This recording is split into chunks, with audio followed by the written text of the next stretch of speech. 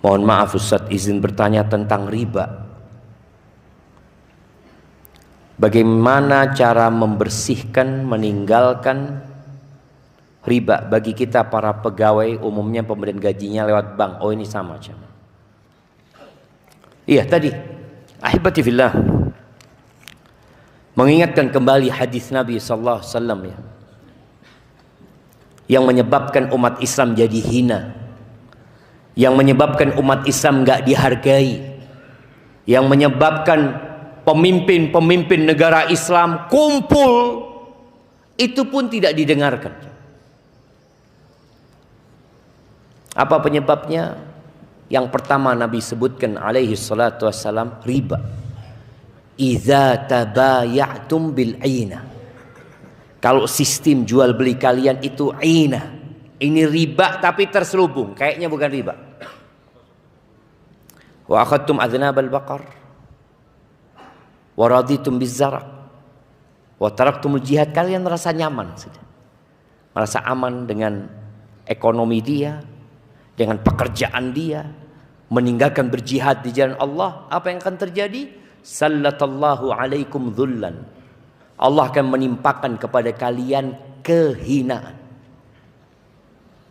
Nggak dicabut sama Allah.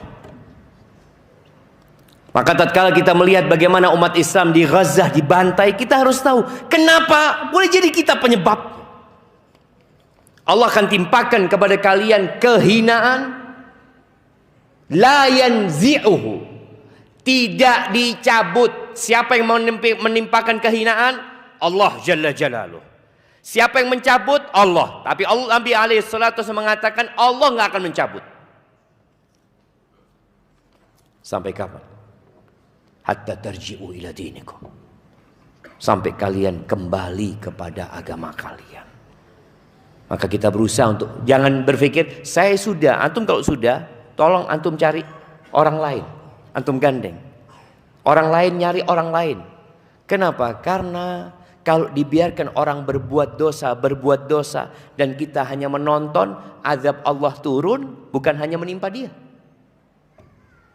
Antum bisa lihat ketika terjadi gempa, apa yang terkena dampak gempa itu yang nggak sholat saja.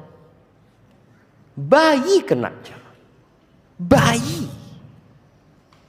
Anak ketika ke Palu melihat satu desa itu ambles, ambles, sak mobil-mobilnya, sak kulkas-kulkasnya, dan itu terjadi di waktu maghrib, ketika orang semua ada di rumah. Tadi boleh jadi yang berbuat dosa 2-3 orang, 5 orang. Di sebuah riwayat Israiliyat, bagaimana Nabi Musa alaihissalam ketika beliau istisqa minta hujan sama Allah azza wa jal, nggak dikasih hujan. Lalu diwahyukan kepada Nabi Musa, di antara umatmu itu ada satu orang yang ana lupa ya, 40 tahun apa 70 tahun tuh orang terus berbuat dosa. Aku nggak kasih hujan kepada kalian gara-gara dia. Akhirnya Nabi Musa mengatakan apa yang diwahyukan kepada beliau. Sesungguhnya di tengah-tengah kita ada satu orang yang Allah murka sama dia. Ada kumpul bersama orang-orang yang sholat istisqa. Kumpul bersama mereka. Dan gara-gara dia kita nggak dikasih hujan. Karena dia berbuat dosa 70 tahun. Orang ini jamaah, dengar itu dia menutup kepalanya lalu dia bertobat kepada Allah azza wa jalla. Dia minta ampun sama Allah. Tahu-tahu turun hujannya. Ketika hujan turun, Nabi Musa minta orang itu pergi. Nabi Musa tanya sama Allah, ya Allah, belum ada yang pergi, kata dia. Belum ada yang meninggalkan majelis ini, tapi kok sudah turun hujan, kata dia. Iya, orang itu sudah bertobat kepada aku. Kata Nabi Musa, ya Allah, aku kepingin tahu ya Allah, mana orang? Kata Allah, ketika dia berbuat dosa, aku nggak kasih tahu engkau.